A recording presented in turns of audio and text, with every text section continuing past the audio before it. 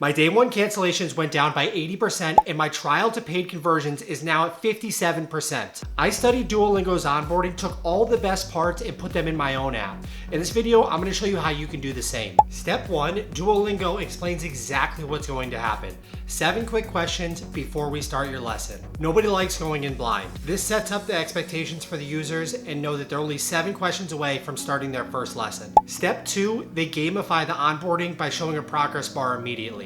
This shows the user every question that they ask is a step closer to doing their very first lesson. Step 3, they establish a benchmark for the user by asking where they're at right now.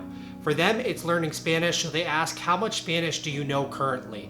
This really makes the app feel like it's individualized for the user, and it's going to take them from where they are now to where they want to be down the road. Step 4, and probably most importantly, they ask them their why. And this is so critical because you have to make that emotional connection with users. Why are you trying to learn? For me, I have a fitness app, so I ask them, why are you trying to lose weight? Why are you trying to put on muscle? Is it so that you can run around with your family? Is it so that you have more confidence in yourself? This is so important to getting users to take that first step in actually doing their first lesson or doing their first workout. Step 5 of onboarding, they ask the users, what's your daily learning goal? And this is so important for setting up expectations for you actually using the app on a regular basis and committing to some sort of goal in the future. For me, with my workout app, I'm asking people how many days a week do they plan on working out? And this really opens up the pathways in your brain to start thinking about, okay, how many days do I want to work out? Is it going to be 3 or 4?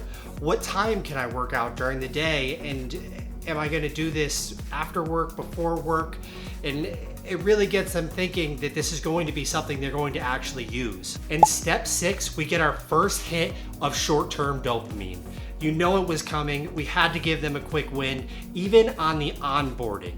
They show you what you can accomplish in your very first week. In this case, they show us, boom, that's 25 words you're gonna learn in your first week.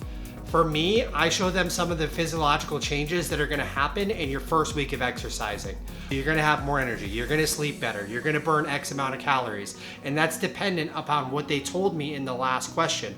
So if they told me they're gonna work out 3 times a week, then I'm gonna say, wow, that's gonna be 500 calories that you're gonna burn that week. And this instant hit of dopamine is amazing because we know that this is gonna get the user hooked on wanting to come back for more. So you haven't even started using the app and you're already getting a little dopamine hit. Step 7, they offer to set up a home screen widget and push notifications. This is a no-brainer. They're keeping in top of the mind of their user on the homepage of their phone and notifications flashing saying, hey, you need to come and do your Spanish lesson this week. Step 8, you guessed it, boom, another big dopamine hit. And this time, it's more of a long-term one. They started off with the short-term, this is what you're gonna accomplish this week. This one they showed, this is what you're gonna accomplish if you stick to this for a whole 3 months. This is great, and you're setting them up for a long-term.